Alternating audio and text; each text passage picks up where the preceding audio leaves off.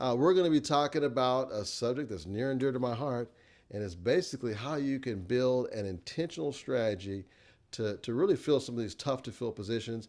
Those of you who are kind of marketers are at heart, I know some of this will resonate with you, but it definitely will resonate with organizations that are having trouble on a consistent basis hiring for certain types of positions. It used to be pre-pandemic. It was usually more of RNs, physicians were some of the main orders we get in. We'd occasionally get some techs, some OR techs, things of that nature. But then since COVID, actually, it's also shifted to also some of the entry level positions that were easier to recruit for, they're a little bit more difficult than they used to be. So I think that some of what I talk about will also resonate to positions that are entry level positions that you're having a hard time filling. But certainly, if you're recruiting for physicians, for nurse practitioners, physician assistants, for RNs, which is a big one for us, for therapists, this is going to be 100% relevant to what you're looking for, unless you're one of the few folks who've cracked the code and you basically have no openings in those areas, which will probably pretty much zero. Okay, I haven't come across an organization yet that had zero needs in those things that I just mentioned, unless they just didn't offer that service. So what we're going to talk about today is how can we recruit using video. A lot of you, I don't have to tell you anything you don't know. I mean, you're already, when it comes to job postings, you're already posting on all the major job boards. I'm sure you're probably doing that. I'm sure you probably, a measure of you have recruiters who, as part of their duties, they're to source for candidates. Some of you may have organizations or HR departments that are large enough where we actually have separate sourcers who also do sourcing. I would imagine a fair of you do that. It's also possible that a number of you actually have videos. You've actually created videos, and you may or may not have gotten the type of results you would have liked out of those videos. So what I'm going to do right now, I'm going to bring up my LinkedIn to make sure that I'm definitely online, and I want to be able to answer any of your questions. However, I'm going to say this, a lot of the questions, I'm going to address those in a special section. It's going to be at the end of this broadcast. Those of you who have additional questions, you just things you want to bounce off someone who's been involved with campaigns that we're definitely at the 4 million mark at this point. We've done over 1.5 million views just on LinkedIn alone. The other 2/3 is going to be a mixture between Google, YouTube, Facebook, Instagram, and of course now TikTok. So we've got experience across all those platforms from a paid perspective. Now, some of you may think, well, paid, what do you mean by that? Well, you may not realize this, but there's a whole different section of these platforms you're using that you may not be aware of, and it's the advertising section. And so what we can do with those advertising sections, we can actually target to the specific candidate audience that we want so that we don't waste paid views on folks who don't qualify, nor would they not have interest in the positions that we're posting on. For example, if I am promoting an RN job, there's no reason why I would want to promote an RN job to someone who is a mechanic or an engineer. They're just not going to be interested in that. And out of the off chance that they may be married to or know an RN, me relying on that, it's literally going to be irrelevant to like 99% of the people who I send it to. Organic is certainly great, and there's a lot of great folks on this platform that are good at organic views. That's not something that I have the claim to fame to. What we're skilled at is targeted advertising using paid platforms to get specifically to the audience that we want, so we make sure that our audience that we're looking for is receiving the message that we're putting out. So I'm just going to jump online real fast and see who I have coming on. Thank you for already coming. So many of you. I already see comments from Jason. Thank you, Sri. You certainly created quite a few videos. Very, very good, Sri. We got Roberts here. I appreciate all of you being here. I'm going scrolling through, make sure I don't miss anyone. Thank you for being here and putting your hand up and saying hello. And let us know throughout the discussion if you have any feedback or ideas. This is kind of I want to make this interactive too, right? So in the comments, a lot of the content that comes from this presentation may actually come from you. So let me just get right into one of the things I wanted to kind of discuss first is what is it that really matters when it comes to video? Because I think this is where a lot of folks get off track with video. And this is based off several conversations I've had with people over the last several years. And when I say people, I'm talking about people who have decision-making ability, those who are perhaps they're a CHRO or an SVP of HR, perhaps they're a CEO, Perhaps they're a manager or director of talent acquisition. Um, I'm going to share some things with you that I think are going to be extremely important. Yes, things like search engine optimization was very important at one time when it comes to targeted advertising. That was important. But moving on to 2022, it just doesn't matter as much, near as much anymore, for a couple of different reasons. One is search engine optimization relies on the person to take an action first, showing interest in something that's similar to what you want them to show interest in. So they have to take a buying action first before you can even get involved with them if you're relying on search engine searches. So that's one downfall of it. Most people these days, they're used to content coming to them and them not having to search. So that's one downfall of it. The other downfall of it, it can be incredibly expensive depending on, and really cost prohibitive depending on what type of advertising you're going to be doing. So that's definitely has had its relevance. It's had its day, but now it's more all about audience-based advertising, based on an audience. And what that means is that you want to make sure that the folks who see your ad at some point have shown that they're qualified to watch whatever this ad that you're about to portray. So if we're in the recruiting business, if you're watching this and you're in the recruiting business, or if you're a hiring manager, you want to make sure, let's say if you had a job for, let's say registered nurses, for example, with 1 year of experience. You want to make sure that most of the folks that see your ad are registered nurses, number one, and have some level of experience. So that's what I mean by audience. And it doesn't matter whether they said they wanted to look for a job or not. It doesn't matter if they search for something.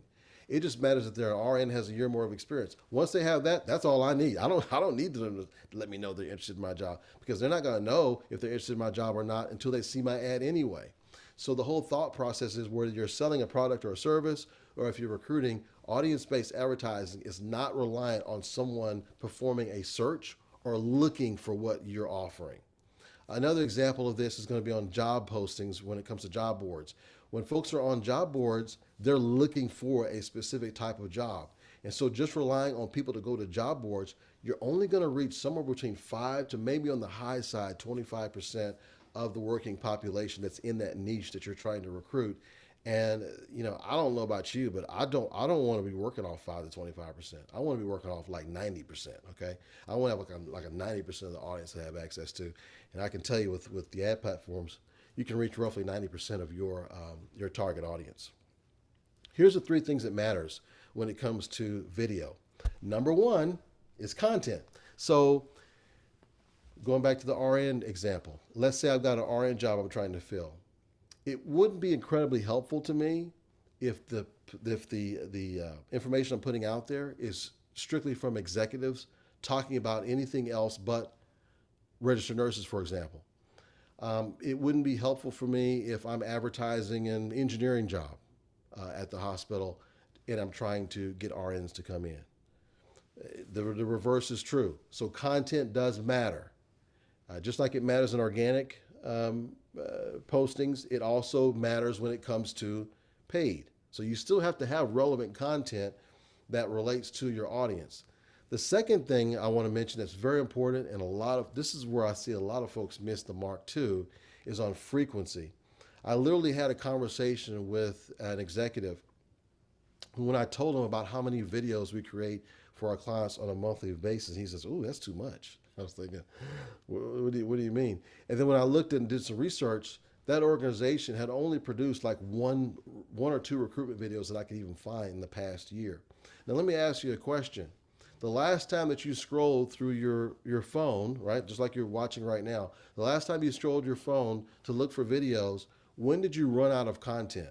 Where it says, you know what, you've reached the end, no more videos. Probably nobody. You've never seen that, right? There's constant, endless source of videos. You can just keep scrolling and scrolling. There's video after video. So that's what people are used to. They're not used to you just having 1 or 2 videos. And here's the other thing. When you were scrolling through that your social media posts, there's a couple of exceptions. For the most part, you won't see the same video. They're not going to keep repeating the same exact video over and over again, especially on the same sitting. They're going to continue to show you varied content. So just think about this for a moment. Your target audience are used to seeing different pieces of information from you, not the same one over and over again. So definitely content matters and also frequency matters. You can't just hit them one time. We've done research on millions of views, and we found that a candidate is much more likely to take action once they've seen 2 or more videos from you. So that right there tells you, okay, wait a second, I've got to have at least a few videos that are good chances that they're going to be interested in them, and it's got to be targeted. So, for example, let's say I'm recruiting for an ICU nurse, for an example. But I've got a couple of general videos about nurses.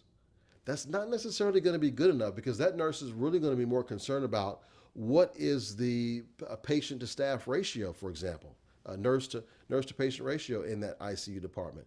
What type of equipment are you using in the ICU department? What type of schedule is there? How big is the staff? There's lots of other questions that come up that have, I mean, it's great that you like to hire nurses at your organization, but that's not enough. It needs to be more applicable to that particular candidate. So not only do you have to have, let's just say on the low side, 3 videos. If you've got 10 nursing departments, that's a minimum of 30 videos you will have to have in order to have a decent shot at getting folks in each of those departments in just the nursing department. So you can see very quickly how just 1 or 2 videos is just not going to do the job. It's incredibly inefficient. It would be is just like I was trying to, let's say I've got a bed of flowers here, and I've got a bed of flowers that's 10 foot long, and I only have enough fertilizer and water to take care of 1 foot, but I want to spread it across all 10. Well, guess what? All the flowers are going to look terrible because I didn't have enough water for all of those flowers in that flower bed. So think of that the same way when it comes to video. The third thing with video is going back to what I mentioned earlier, is audience. Audience matters. If you're not targeting the right audience, you're going to end up offering something to someone who's not interested in what you're offering. One example of that might be, in my case, if I like eating burgers. I actually posted about this the other day on another platform. I like eating burgers. Okay, so that's great. And I like salad. I like vegetables. Those are good. I know they're good for me. But if you hit me up with just that all you sell at your particular restaurant is just salad and vegetables, I'm probably not going to be that interested. I'd like to know you have salad and vegetables plus other things that I like, right? So if you constantly barrage me with more and more ads that have to do with salad and vegetables, I already know that salad and vegetables are good for me. I do want them. Most restaurants I go to have salad and vegetables, so it's not really relevant to me.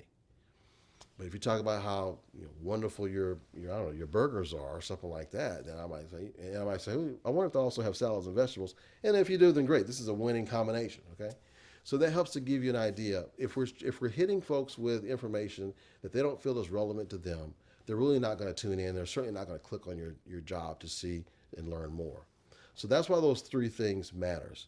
Now the next thing you may want to know is, what are candidates interested in? Because we've got millions and millions of views of data to work with, and we can tell you some of the main things that they're interested in. But before I do that, I want to make sure that I've caught any questions you have as I go. Feel free and pipe them as I go. We're going to have a special question and answer session after this main live broadcast where you'll be able to ask those questions in a private setting, okay?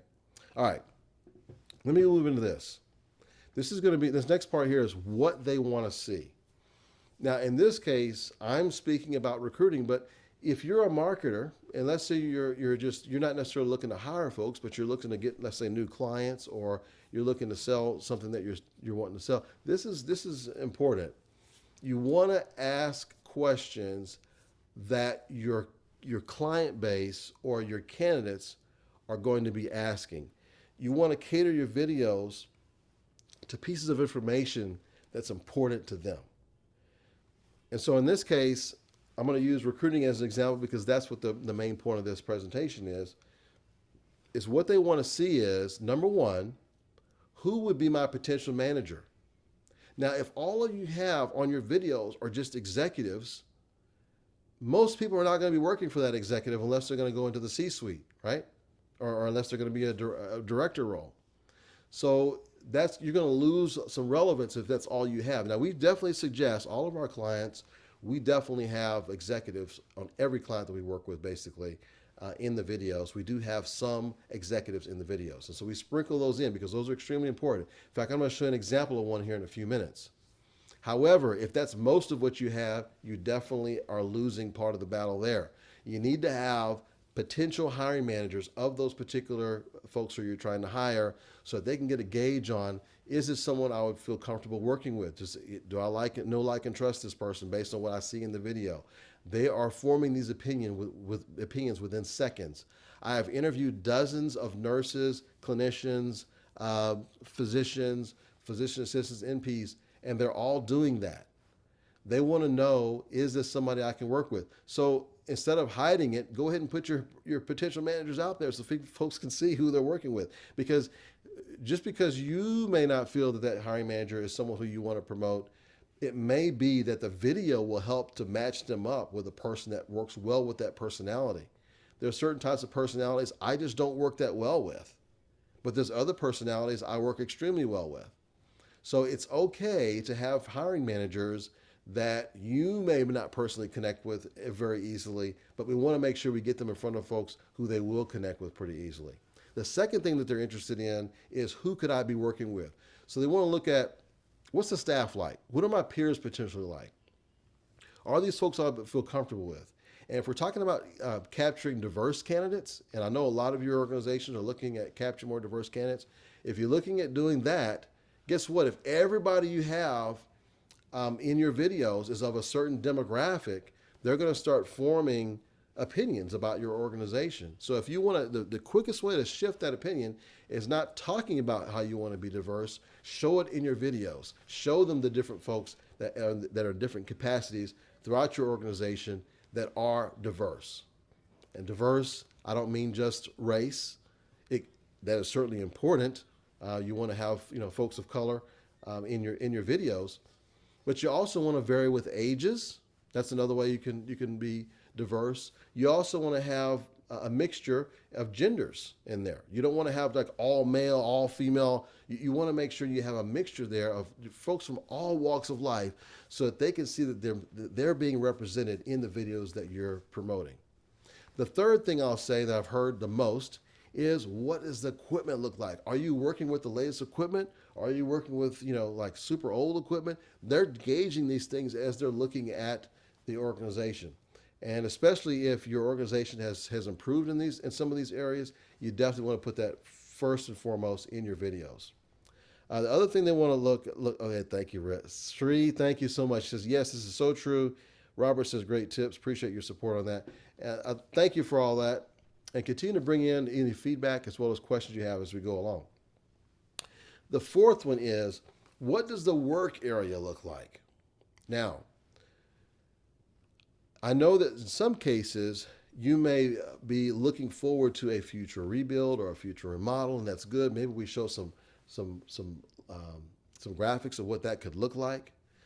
But you really want to show, what does it look like now? What does that work environment look like now? And if it's a hybrid, if it's a work from home, or if it's work in an office, being extremely clear as to what their work area would be like. Because some are going to be more attractive to jobs where they can work from home and they already have a work setup, so they know what their work area is going to look like. So be very clear that this is a 100% remote position. But in the other cases, when you're going to be working totally out of the office, they're going to want to know what that work area is like. So if you can, to the best you can, give them some examples of what that work area is like. In our world, it's more showing things like patient rooms, operating rooms, things of that nature, observation rooms, showing them what it looks like. And then the fifth one is how do the team members interact with each other? And I've gotten some great advice when I've interviewed candidates who are looking and evaluating our videos. And one of the things they say, you know what, I'd like to see like a mock meeting, like when they're kind of getting together. That would kind of help me. And just seeing folks interacting with each other, talking to each other, I want to see if they get along with each other and kind of make some observations there. And so guess what? Our videos have all of those things I just mentioned. Everything I mentioned to you so far, if you've ever watched any of them, you'll see there's extreme intentionality in making sure that we addressed 1, 2, 3, and sometimes all in one video that lasts anywhere from 30 seconds to 1 minute. It's very important to get it all done in that time frame, because if you don't, you start to lose them. Because remember, when they look at your video, if you're doing your campaigns right, they're about to do something else. They weren't on Indeed looking at your jobs. They were literally about to do something else, and then your video comes up. So we don't want to have like a 10-minute video or a 5-minute video or a 3-minute video. We've learned that through time that they're just not going to consume that. They're going to quit and move on. They're going to skip it. So we got to make it short enough where it gives them enough information. Usually we can do it in 30 seconds to a minute that hits those areas, but at the same time doesn't take too long where they're going to skip it. All right, so moving on about what are some of the things that they want to hear in the video, because that's important too. They're going to want to hear probably one of these three things. Now, there's more things they're going to want to hear than this, folks, but I'm just going to give you three keys where we've seen the needle move the most. Is number one, are you offering any type of career progression? Because if most cases, whenever we're working with clients that are having trouble filling certain jobs, it's because it's a lateral move. So what do I mean by lateral move? Well, let's say you're short on, I'm going to give you an example. Let's say you're short on ER physicians, for example, and you want someone that has 1 year experience as an ER physician. Well, if you're hiring someone that has 1 year of ER physician to your job that's an ER physician, that's a lateral move. You're not really giving them any career progression there. So what you're going to want to do in the videos as much as possible is show them that you have career progression in your organization. So if they do want to make that move up and they do come over as an ER physician, you're going to give them an opportunity to actually grow in their career to that next level if they want to become a medical director or some kind of team lead or maybe an executive at some point. So what we like to do with our clients is really tap into stories of folks who work at that organization that moved within that organization up in their career. So try and show some career progression if you can by having some videos there. Another one is, why should I want to work in that department? So you want to have some videos that show why that particular department, why working in that department would be an advantage to them, because again, this is probably a lateral move that you are promoting. And that's probably why you're having a tough time filling it, is because they already have that job, right? The people who we're promoting this to, they already have a job most likely, and they're already working in your field. So it's not like you're offering something they don't have. So we want to show them what is it that we can offer that they don't have right now. For instance, for example, let's say, use an example of going back to a nurse again. Let's say you have a nurse who's working in an environment where there's no flexible schedules there, but you have flexible schedules. Maybe they only have 12-hour shifts where they are, but you can give them a choice between 10 or 12-hour shifts, or maybe even 8-hour shifts. Maybe wherever they're working, they have very little room for within the benefits to fit what their lifestyle and what they're facing when it comes to maybe dependent coverage or whatever the case is. Well, maybe at yours you have that. Maybe your work hours are a little bit more amenable to that particular candidate. Maybe where they're working, they have to have call, and you don't have call where you are. Just whatever it is, I'm sure there's ways, if you sit and think about it, compare it to the marketplace, you've got some advantages that you can key in on just based on your knowledge of the market that you're in. And one way we've also found is just by asking your employees, what is it that makes our department different? You've worked in other departments. We know we hired you from X company. What is it that's better about our company than that one? They'll tell you. So that's another way you can find out why they should want to work in your department. You can have that. You could feature that in the video. In fact, you may even feature that person who told you that in the video. Okay, the third one is, why should I want to work for that company? And notice I put it in that order. There's intentionality behind that order. Companies last, generally. Because a lot of cases when we're advertising to people who have no awareness of your company. So it's not really about the company. The first thing they're going to know is what's in it for me. I remember Zig Ziglar used to talk about this. He used the abbreviation WIIFM. That's the radio station everybody wants to tune into, is what's in it for me. So you've got to show them what's in it for them first. Is it going to be career progression? Certainly you can go the money route, but that's pretty tough. It's a moving target because that's always going to be increased, right? Whether it's a sign-on bonus, hourly rates with all that, that's a moving target. But career progression, that's something you can make that's unique to your organization. What's unique about your department? That's something that shows that you've got something to offer that they don't have. And then once you show them that, and they're interested in that, guess what? Now they're interested more in the company. Sometimes we lead with company videos too, so don't get me wrong. We do still lead with that at times, but that's not the main focus. And I can tell you, if I was to look at most hospitals' videos right now, most of them are focusing more on the company than they are on things like the department and career progression. So that's where I think a lot of them are missing. Now, you may wonder, Ross, this all sounds great. I like what you're saying, but I'm just not 100% sure I'm sold on something like that. I'm going to give you just one small little case study of a respected organization that was having trouble recruiting nurses, and I'm going to show you if the campaigns are done right and they're targeted right, the level of results you can get. Now, this particular organization had a tough time recruiting nurses in this environment that we're in right now. And if you look at these two charts here, just did an analysis of a couple of hundred candidates, a couple of hundred of the more recent candidates they've gotten. 85, almost 86% were what they asked for, which is RNs that applied. Out of those 86%, out of all the candidates rather that applied, 84% of them had a year or more of experience, which is what they originally asked for. And if you look at most of their job postings or descriptions, the requirement is 1 year of experience and a license as an RN. So we hit the mark roughly about 85% of the time. Now, how many of you would like to have an extra, let's say 10% in candidates of what you have now, and they're 85% qualified for your jobs, or 85% of them are qualified for your jobs? It's really a rock solid strategy. We used to feel like this would be something that would be good. We used to say, you know what, we think this is going to work.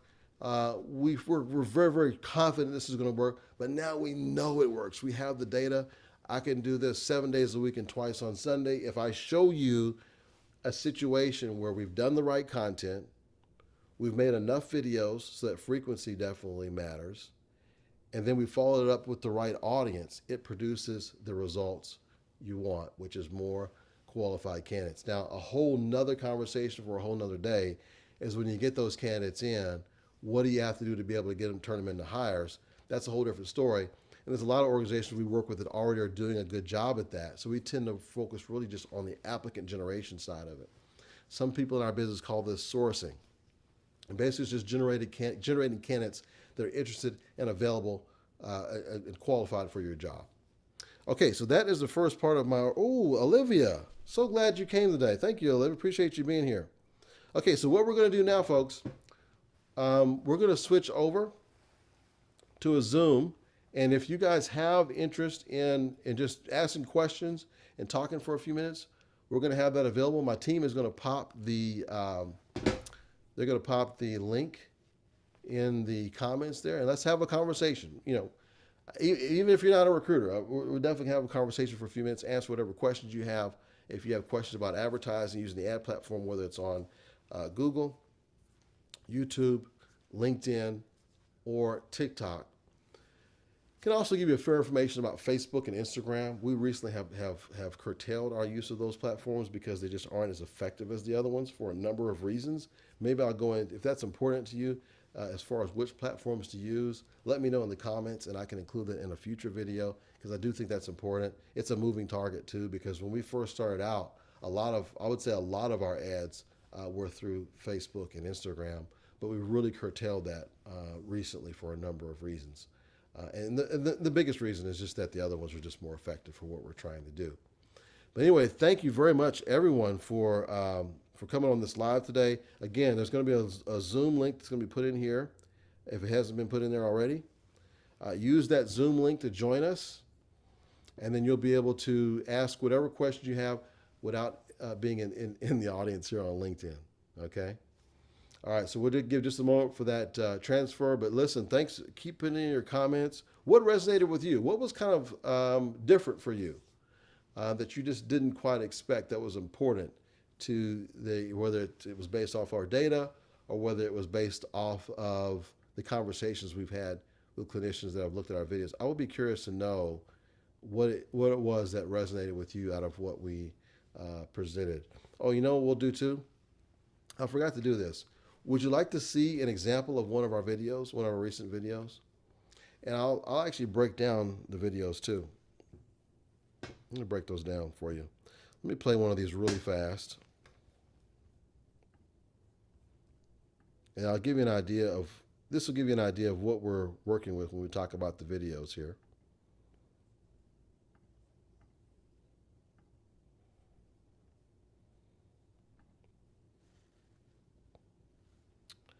Okay, so I'm going to share the sound, optimize for video. I'm sharing this video.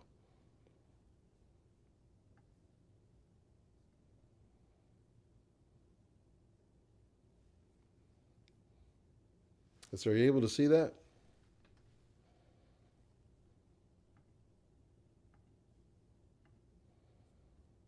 I'm not sure if it's coming across.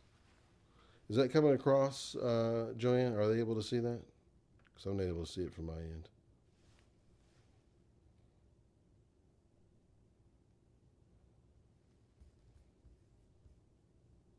So I'm very hands-on.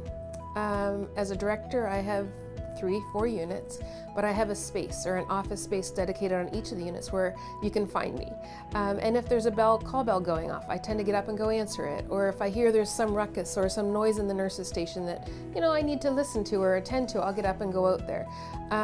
One of my nurses told me once that her first memory of meeting me was when I walked in and helped her change a bed. That was just a simple act, but to her it was something that impacted her career and her devotion to the patients, seeing that, hey, the director is going to come in and change a bed with me. Simple thing. For me, nothing to it. Gives me a moment of downtime. No brain activity needed, right?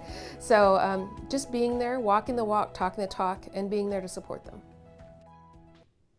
Okay, so that gives you an idea of one of the videos that we've done. Now you could probably guess which bucket this fell into when we talk about, we talked about this earlier, which is what they want to see. Let me bring that back up on the screen where you can see that.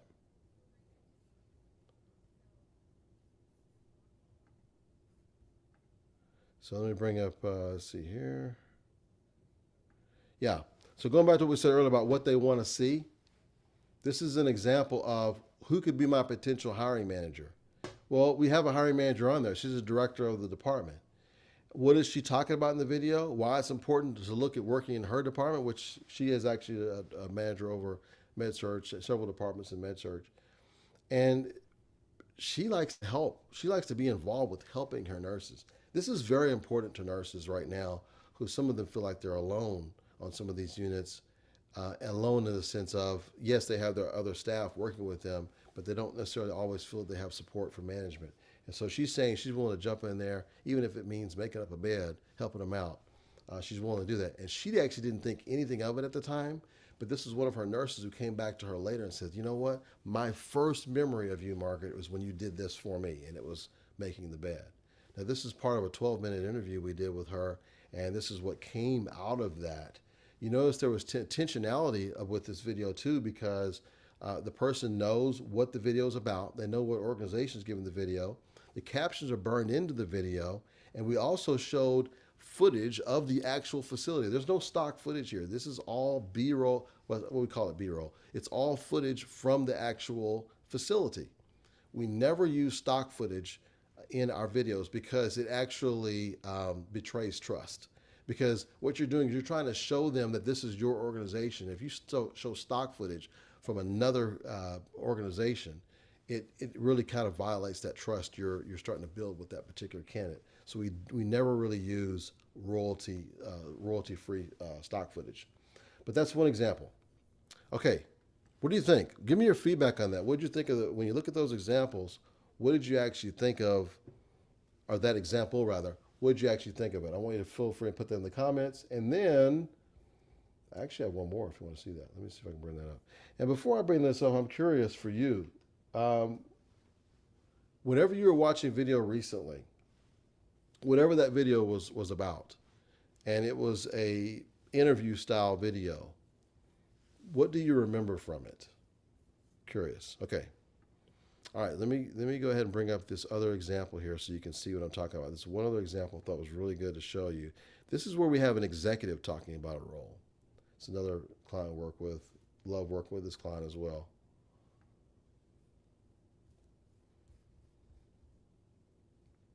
Our operating budget this year is about $305 million, which is pretty large for a behavioral health organization. It is because we do have a large scope and responsibility, right? From that $305 million, we get a fairly large amount from the federal government. We get some from our local government here. The bulk of our funds come from our state government and the contracts with them to deliver that safety net services. We do see individuals who have Medicaid and other forms of insurance and certainly, provide, the traditional care through a managed care organization. But we also have a fairly healthy amount of grants that we receive, and so it's a pretty well-balanced approach to funding our services and supports.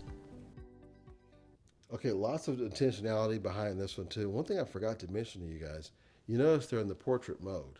So if someone's looking at it on their phone, it looks spectacular because it fills the whole screen.